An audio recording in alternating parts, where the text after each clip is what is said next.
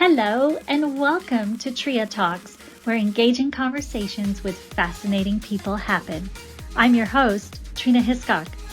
From changemakers to risk takers, entrepreneurs to artists, in this series of talks, I sit down for an informal one-on-one with some of the most inspiring individuals we meet and interact with every day on the TRIA life journey.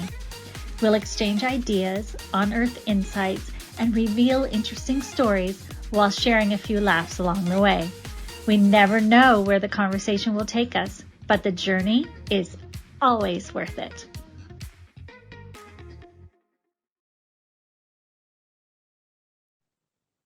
Hello, everyone, and welcome to another episode of TRIA Talks.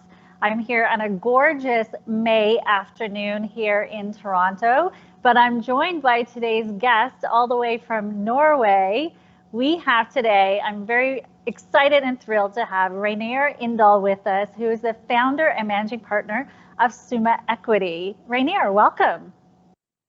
Well, thank you, Tria. I'm really excited to be here and to see you again. Yeah, you too. I know we had a conversation a couple months ago, I think now, about you coming and joining me on the show. And I'm so happy that you said yes and that you're here. And we met back in 2018 when you were here in Toronto for the climate change symposium that we worked on together, which was really great. And it's been so wonderful to watch all that Summa is doing, and so quickly in the 5 years since it was been founded. So I'm just going to take our viewers a little bit through you and who Summa is. So you were, you grew up in Norway. You then went over to the US and attended Wharton School at University of Pennsylvania, correct? And then you moved into doing your MBA at Harvard Business School. And then I guess moved back across into back home. And you had a few hats for a while. You were the CEO of a tech company for a little bit. And then you moved into Altor Equity Partners. And while you're at Altor, I believe that's when the birth of Summa came into play, right? You were with one of your partners, Johannes. And one of the things that came out, I read in the Harvard Business Review an article where you mentioned, the need for the experiencing the positive effect of purpose-driven organizations. So I want to talk first about that. Tell us about Summa, how it started, the birth of it, and this whole PE 4.0 model and kind of the focus of the thematic themes of Summa and how it all came to be 5 years ago. Let's start there. Yeah, and you like to have conversations about journeys. And this has been a journey. So I think, in Altor, which has been one of the leading private equity firms in the Nordic region. So I was sitting there in 2007 and I saw only blue sky. And then the financial crisis came, and you're right, I didn't learn about that at Wharton or Harvard. And it came as a surprise to me, as I guess to most economists. The portfolio I had and the companies I had actually did pretty well in the aftermath. So that wasn't the issue. The issue for me was that I didn't see it coming. So I started digging into why did the financial crisis come, what was driving it. And I got increasingly concerned about how our economic system is really making a lot of externalities, both environmentally with climate change and the degradation of our biodiversity, and also social inequality, which is also causing unrest and issues socially. And I looked at the political landscape and also saw that it was getting more and more polarized.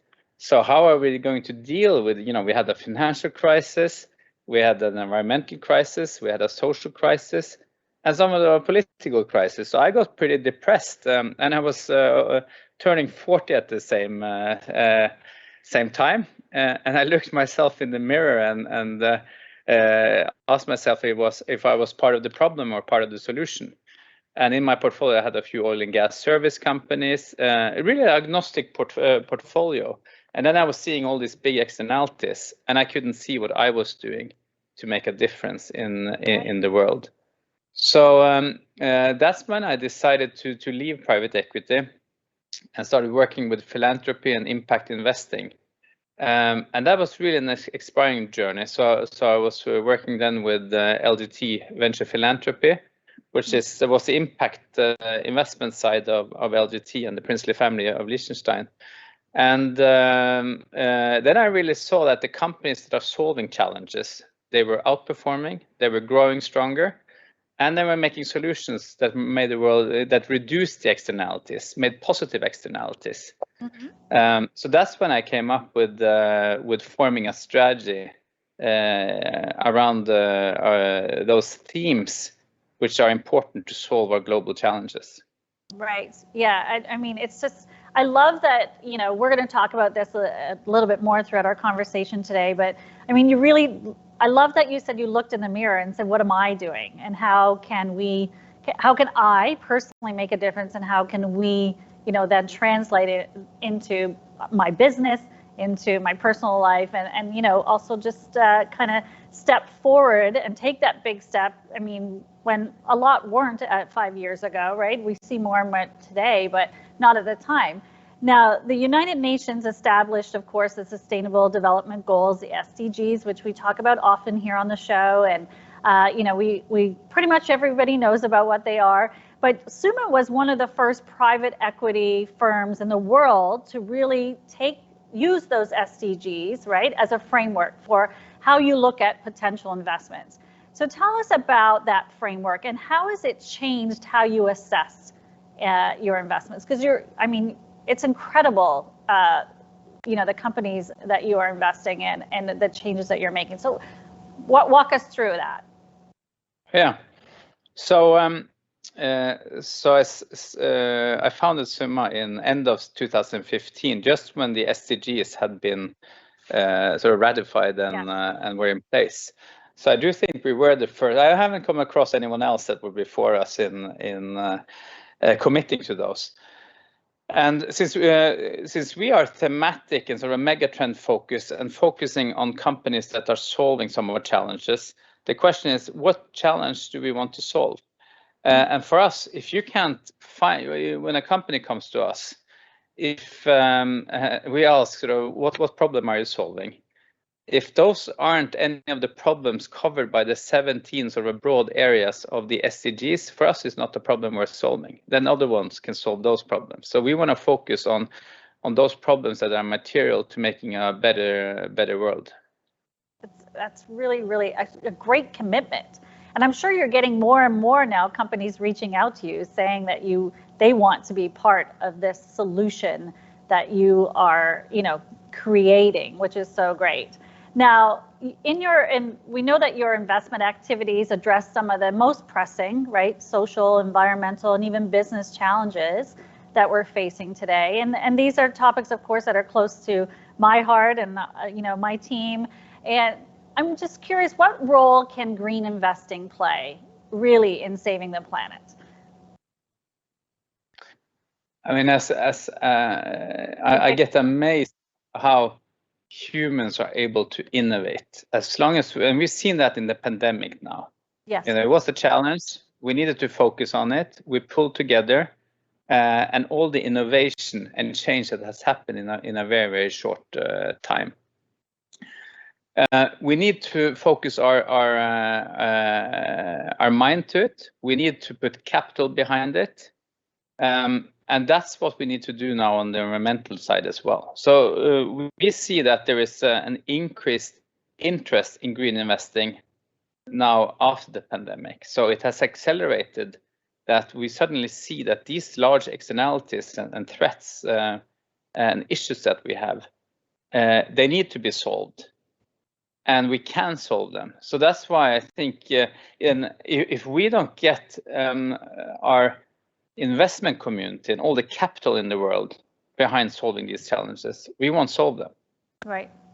Yeah. So that's why I think, you know, if we don't do green investing and investments that are also improving the world socially and governance wise, not only environmentally, we're not gonna have a future. But I'm hugely optimistic because I do see the capital turning. Yes, yeah, absolutely. And I think we're just going to see more and more of that, even just on, the everyday side of things as well, of just individuals, to your point, right? Coming up with innovative solutions, whether it's a mom or, a small clothing company, or people are much more aware, I believe, than they were even 2 years ago, and and very committed in even what companies, what bank they go with, based on what their philosophy is and what they're doing in terms of climate change and meeting some of those goals. So you mentioned, of course, the pandemic, which we're still working our way through, of course, and slowly seeing hope. And it's great that you're optimistic about that. So what do you think the biggest impact of the pandemic will be long term, in your opinion? And are there any mega trends that you see coming out of the pandemic? I think a lot will change. Some will probably not change, but I think a lot will change. I mean, it's hard to sort of predict the future, but I can only see sort of what changes I will do, what I've taken with me from the pandemic. Right. So start to treasure much more those things close to you, both friends, family, and also nature. We don't have to travel the world in order to find excitement. We can find it at home as well. I think we're doing this over Teams. More meetings are on Teams. So we have offices Oslo, Stockholm. Will I do day travel to Stockholm, flying over there and back on the same day when I can have many of the same meetings on Teams? Yeah. So I think we're going to change what's important to us. We still need human interaction, and also in our business, we need to connect with the management teams of our portfolio companies, with my employees. But I rather prefer when I go to stay there longer and spend time with people rather than just flying over, having a meeting or two and then back again. So I think that will change. I also think we have seen the vulnerability of our value chains and also of our healthcare systems. Yeah.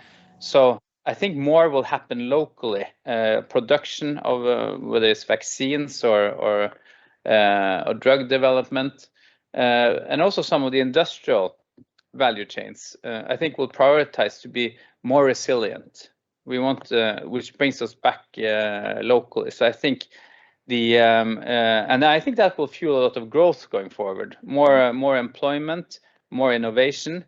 So I also do think that will, everyone is afraid that globalization will go down.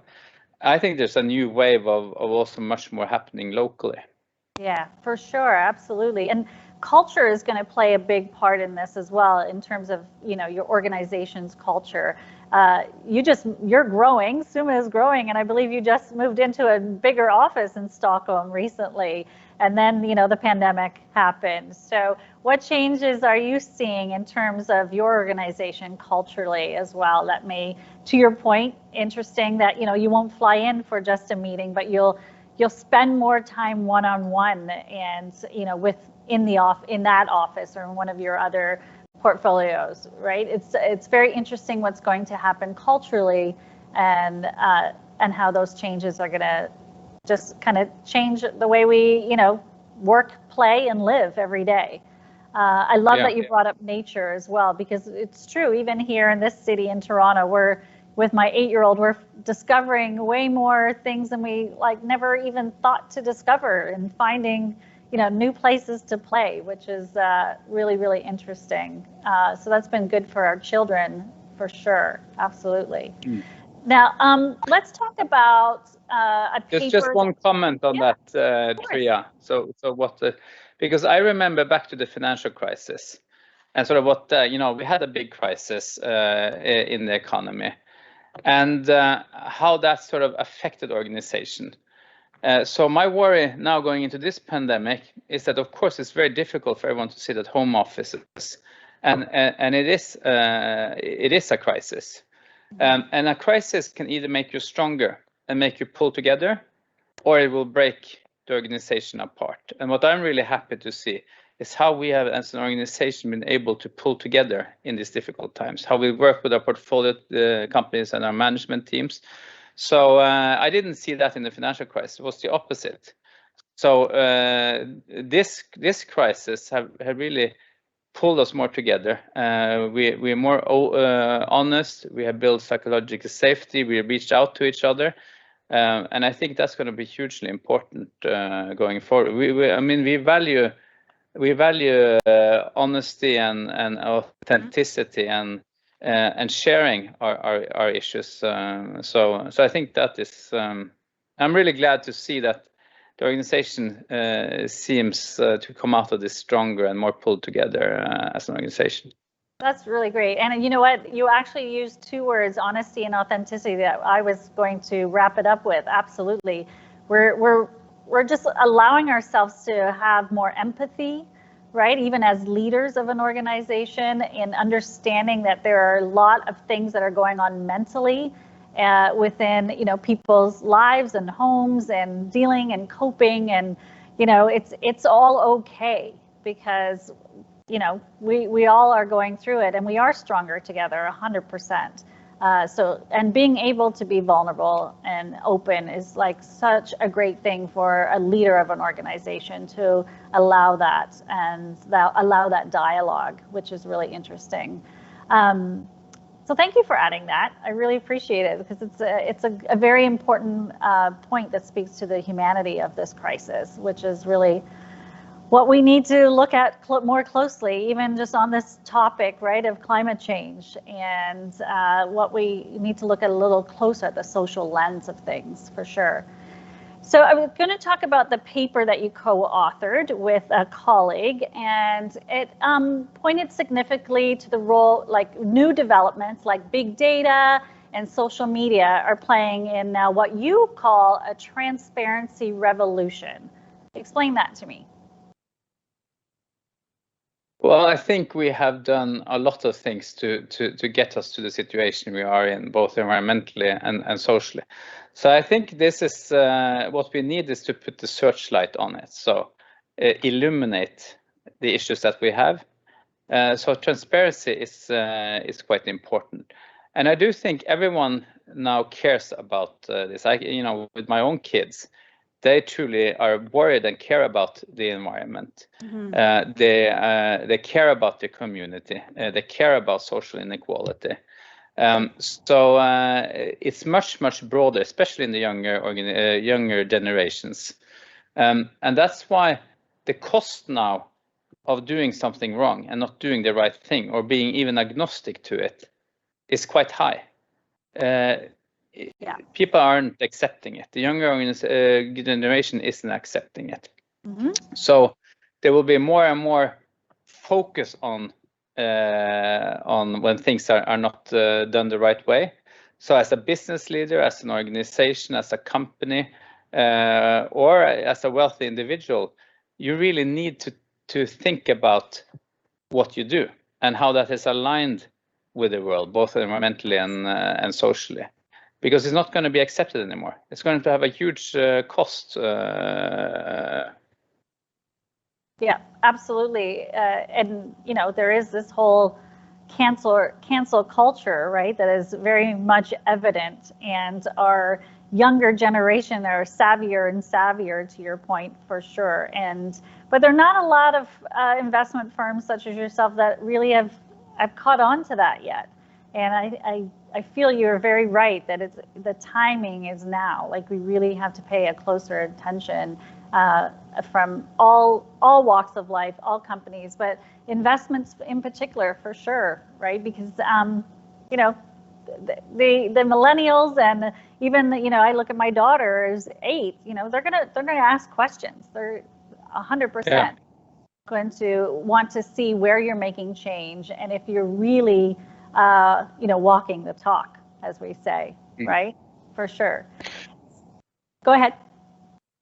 No, and I think so we have some of the largest and leading global investors in our funds, and they really care about this now. So there's large pools of capital that is starting to understand that they need to be aligned with creating positive externalities and positive impact. So I'm also quite optimistic that the change is happening quite fast. And I can see the difference when we raised Fund 1 in 2017. So a lot of questions around the SDGs and why we had this focus and if this was going to create returns. We always said that this will create higher returns, not lower returns. They were worried that the focus on sustainability and impact would have a negative consequence for the financial return. That had changed when we raised our Fund 2 in 2019, only 2 years later. And the discussions I'm having now with investors, everyone has sort of caught on to it now that this is, you need to be aligned with creating a better world.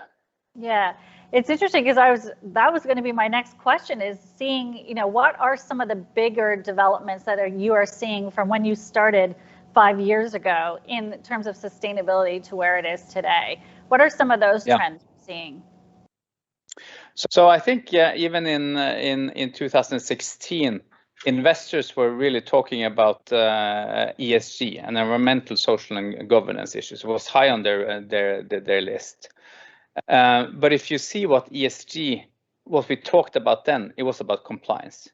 It was a checklist of, do you have a policy for child labor in your companies? Yes, we have a policy for it. But those were not really material issues, because it was looking only at, did you have policies for that and that? And was a checklist of what you could do and not do. If you look at now, that discussion has changed, because ESG is not only about compliance. It's about the risks that we see, the real risks. So the pandemic is a risk. It's an externality. Environmental change or climate change is a risk. So those are real ESG risks. The social inequality, the unrest, the attack on Capitol Hill in Washington. You see these things having now. These are existential issues and threats and risk for the companies. At the same time, what we have been focusing on is that you should create positive externalities in the company, positive impact through innovation. So we have 2 waste and recycling companies. We have worked with them how to increase their recycling rate. That is causing growth.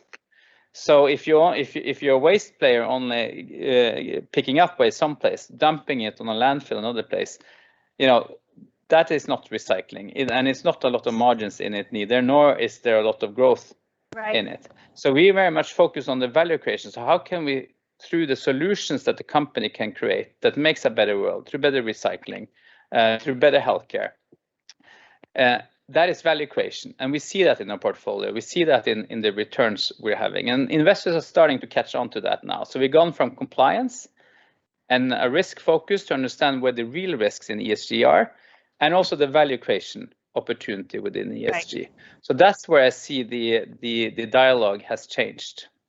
Well, it's more moving from compliance to action. So you're not just checking the box, you're actually doing something. And from input to output. It's not sort of, do you have this and that? It's what are you actually doing externally? Are you creating a better world or not? So it's the output, and which is really the shift. Yeah, for sure. I'm so happy that you're seeing more and more of this. It's really encouraging, and it's nice that you're so optimistic about it all.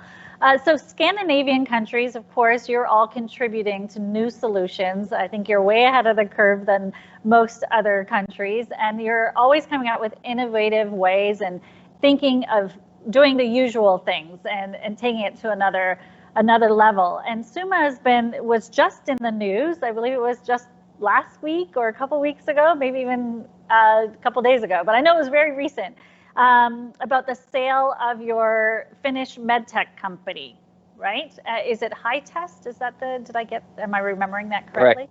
Yeah, so tell us more about that, and what other exciting things are you seeing coming out of the Nordics right now? Yeah, so we recently announced the sale of High Test. So High Test is one of the leading companies within antibodies, and some of their antibodies are also for COVID-19. So they have seen a strong growth during the pandemic.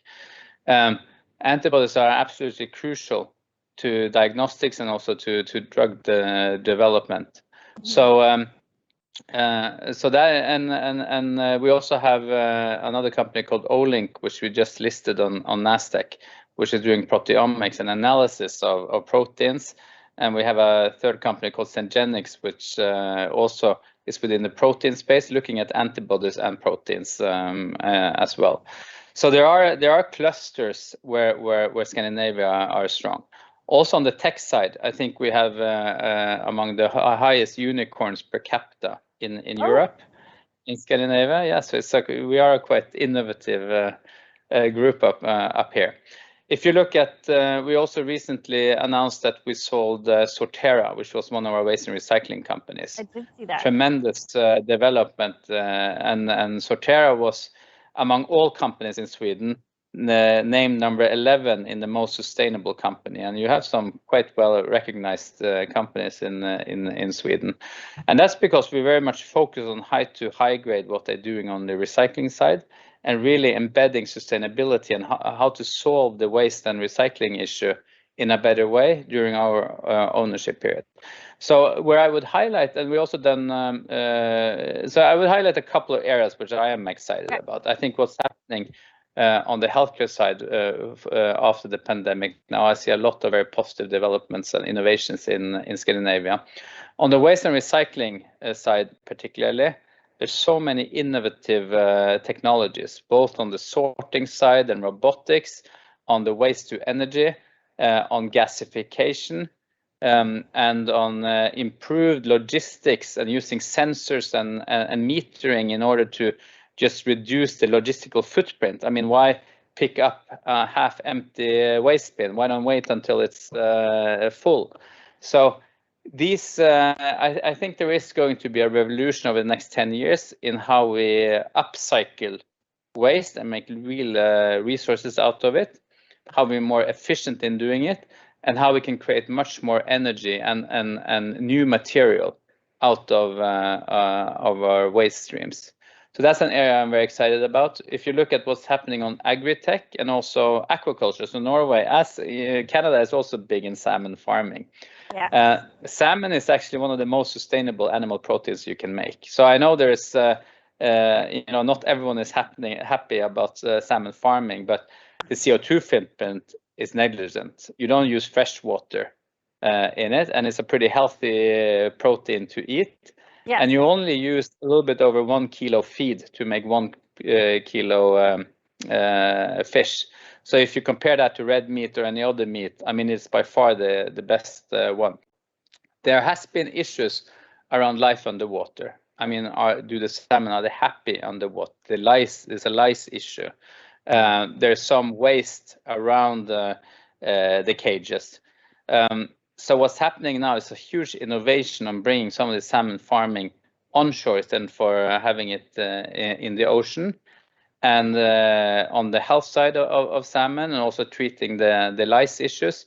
So I see so much innovation which will improve SDG number 14, which is life underwater. So I do think aquaculture and fish farming will be an important way to grow the proteins, and hopefully will take a larger market share than red meat. So that is some of the areas which I'm particularly excited about. I'm very excited about that too, especially the agriculture and farming and the fish underwater, because we did a show way back, like in October maybe or November, with a Canadian farmer. And it was so interesting, and I want to continue a series of agriculture and the difference, in terms of sustainable farming and how it's shifting dramatically now, and what can be done. So I think that is, and that also, for me, I think individuals want to know, just the regular person in a household wants to know where their food is coming from. There's more attention paid to this now every day, right? And so to understand and have a bigger dialogue about that, I think is really important, because we don't talk about that enough either. I mean, we talk about waste for sure, but we don't talk about our food and where it comes from, and the better ways of doing it. And it's not all negative, right? There's always so much negative around, food, not in terms of waste, but just in terms of how it's farmed and its effect on the environment. I agree. I mean, we need a more holistic view of it and understanding of it. So it's not like, you know, as a company doing this, I have the right to make a profit on it, or me as an individual, I can eat whatever I want. I have the right to eat what I want. Right. Animals have rights. Our planet and environment have rights. So we need a more holistic. So you know, we can balance. We can find win-win-win solutions, but then we have to think about that all are winners in it. Yeah. You know what? Honestly, I'm getting so excited talking about this with you because I love the win-win-win. And, you know, that's why we started just, you know, we're launching the Sustainable Collective, which I mentioned to you. It's the holistic view of looking at this instead of individual siloed views of each different area. Let's look at it from, protecting the planet as a whole. That can be very, very exciting, and I don't know, it certainly excites me anyway, for sure, and I'm glad it does you as well. Okay, so you have clearly a great global, understanding of, you know, global financial system and how climate change is impacting humanity, and this is something you have committed to 100%. Outside of the financial sector, what are you seeing? What are some other green spots, that I like to call them, that you're seeing that we can look forward to in terms of protecting the planet? So I do think transportation is moving in the right direction. We are looking at some exciting opportunities within sustainable aviation. So aviation is a big area. It's probably going to be 30 to 50% of our emissions in 2050 unless we find a sustainable path within aviation. So either we need to stop traveling, or we find sort of a zero emission way of doing it. But transportation, I feel, is moving in the right direction. I think our waste streams is a big part of emissions and also extraction from our planet. So I'm optimistic about the ability to recycle much more than we are. I mean, we're only recycling 5% of all the materials that we're using, and each one of us in the complete value chain create more than 10 tons of waste a year. So I mean, and it's a waste, really, that we're only recycling and using 5% of it. So I do think I'm very, very optimistic that we will find much better way of creating a circular economy, waste to energy, which can replace a lot of our the energy that we create today, and making it even carbon neutral, carbon negative also. So that's an area I'm very enthusiastic about. My biggest worry is biodiversity. Yes. Yeah. So that's where we need to find way of protecting our species. We haven't found any investments where we're sort of focusing on that in particular, but 10% of Summa is owned by Summa Foundation. So we also set up a philanthropic foundation. Okay. And what we have been working with now in Kenya is to save the big migration in Masai Mara Serengeti ecosystem. At the current rate, the whole Great Migration, this is the most important ecosystem globally for large mammals. And it all depends on the wildebeest Great Migration, and all the animals follow around that. At the current rate, it's all gone in 10 years. And I was just down there also inspecting the last part of the Masai Mara old forest, where all the elephants come to give birth.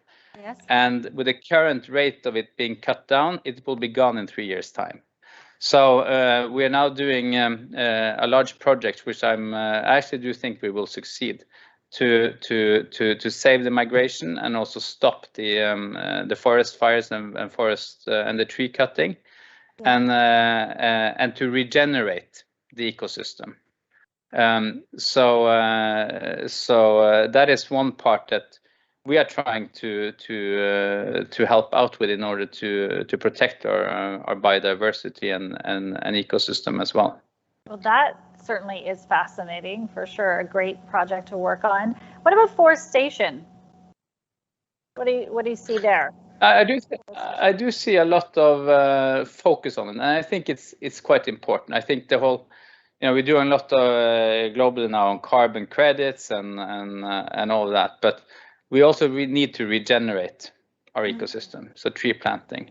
That's why we are planting, call it the Summa forest in Masai Mara. We're trying to recreate some of the old forests, so you can't see that it's planted. It's native trees, and I do see there's more and more focus everywhere now on tree planting as an important solution, but we have to do it in the right way. So just to plant a tree, I don't think it's a solution. So we have to regenerate what was original and native, and do it in the right way. So I do think that will be and many of the companies I talk to are really interested in some of the tree planting that we are doing and how they can also do it. So I do see this a big trend around it, and I think we need to do it. Yeah, I bet. We actually partner all the time with TRIA Canada here and make donations or plant trees, for TRIA Talks. Or I also actually, instead of giving gifts to, like a coffee mug or travel water bottle or something to my daughter's teachers at school, we now plant trees, or we'll give a donation to the Nature Conservancy of Canada. Because they don't need another travel mug, right? Or another small gift. So we'll either give them a tree to plant, or we'll do it on their behalf. And that's also a good teaching for my daughter to see that. And yeah. I haven't had one teacher that hasn't been like, whoa, that was the best gift, right? Because they can see as well that we're making a difference. Let's talk about our kids for a little bit. I have an 8-year-old, as you know, an 8-year-old daughter, and you have children. So what words of encouragement and conversations do you have with your family, with your children? Well, first, I'm truly happy that they are really care about the environment and also the community. And that gives me hope. So I don't know if I need to give them hope. It's more they giving me hope. Yeah. But I think what we talk about is how all of us can make a difference. So it's 1,000 small beginnings. Yes. So these climate change is such a big issue. It's so large. So you think, what can you do with it?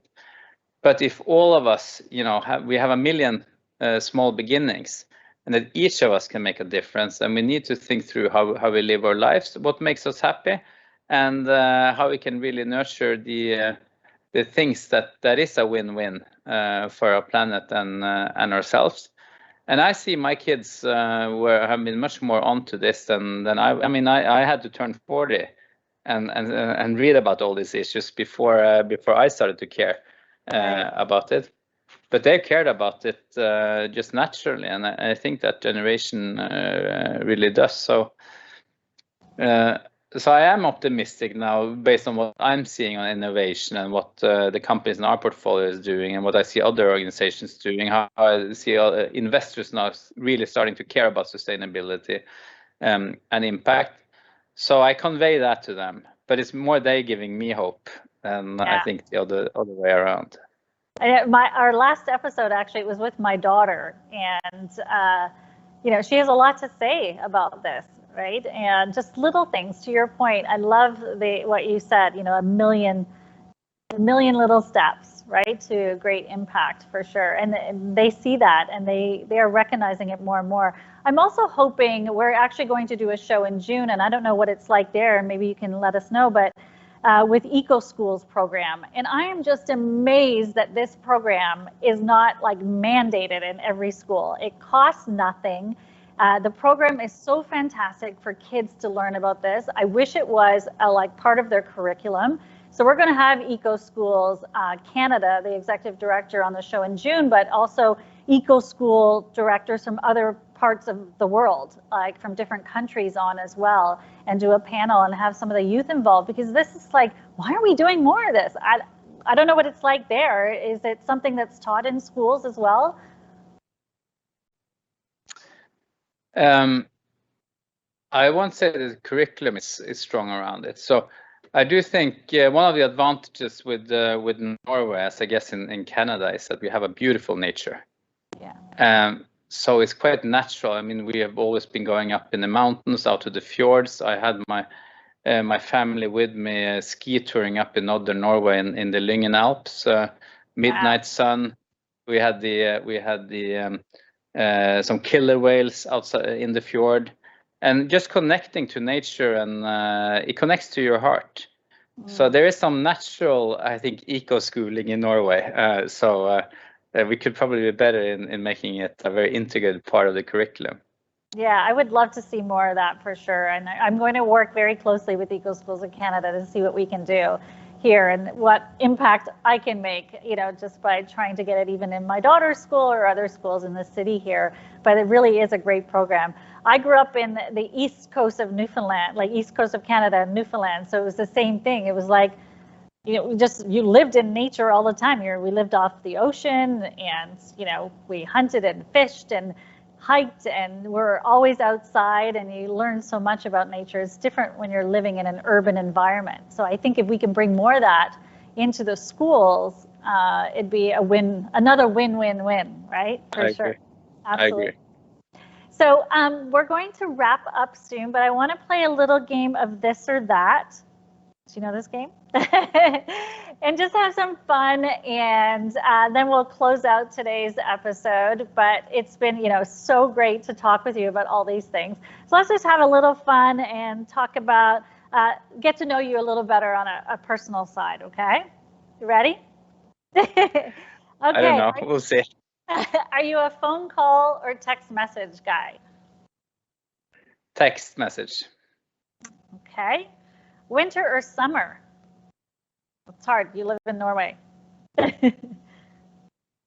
I would say winter. Yeah.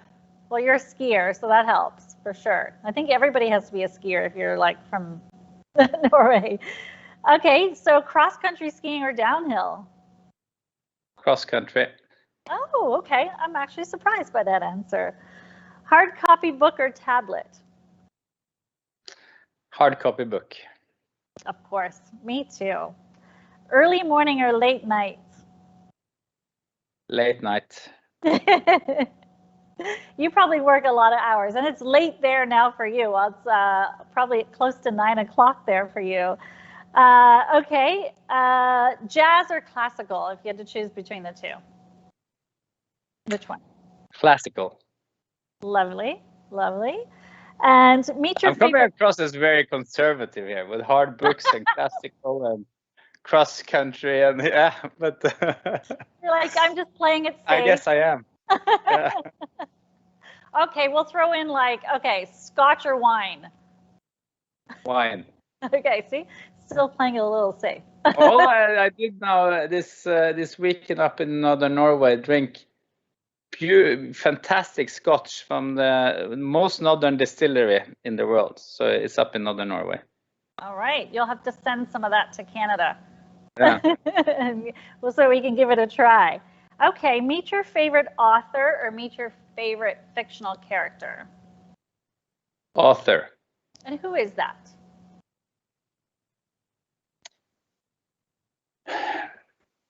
Is that because you love to read? Yeah, I do read a lot. Yeah. So it's more non-fiction. Right. Yeah. I but Adam Grant, I think, is my favorite. I gotten to know him, so I met him a few times as well. Right. So that always helps. Think Again. He has some give or take, which is important. Okay. So are people givers or are they takers? It's a it's a great book and research. Okay, I'd like to read that one. I'm going to add that one to my list for sure. We do a monthly book club as well as part of TRIA, and it's been great to interact with just the people in our community of what people are reading and the insights that you get from other individuals. So thank you for that recommendation. We'll take that away for sure. Okay, any parting last words for today in terms of actions that we can take. You're very optimistic, which I love, and it just, makes me feel so much more optimistic because Summa is doing such wonderful things. I mean, I follow you all the time on social media. Summa is very active on all social media. So to our viewers watching, there you can connect with them on LinkedIn. They have an Instagram account, a Facebook account, and you can constantly read about all the good things that you are doing. What would be, just your last, statement, kind of call to action for today? I think if we all do in all aspects of our life, just start doing the right things instead of ignoring the issues, it makes us much more happy. Mm-hmm. So I get so much joy of just doing something that I feel is good, whether it's socially with my family or in the community, or sorting the waste, starting to drive an electrical car, travel less. It just makes you happy. It really does, yeah. And it's just finding, those little things that bring you joy that can also, make an impact. How great is that? So, well, those are. If we all create, to sum it up, then, if we all create win-win, we will be more happy. Planet will be happy. Our communities and friends will be happy. So create win-win. Love it. And that's what, TRIA Talks is all about. It's about people and the planet and, creating change. Every small step to big action, right? And big impact. So thank you so much. I am going to continue, of course, to keep in touch. And you'll hear from me from time to time, and I'm going to watch everything that you're doing. But let's connect again. I hope you'll come back and join us another time. And let's keep the dialogue going. And I can't thank you enough for taking the time. I know and recognize how busy you are. And it's really been an honor and privilege to talk to you today, Reynir. I appreciate you so much. Well, likewise. Fantastic to be here, and so good to see you again. You too. Okay, we'll talk soon. Have a lovely evening. Go have that glass of wine. I will. Thank you. Okay, bye.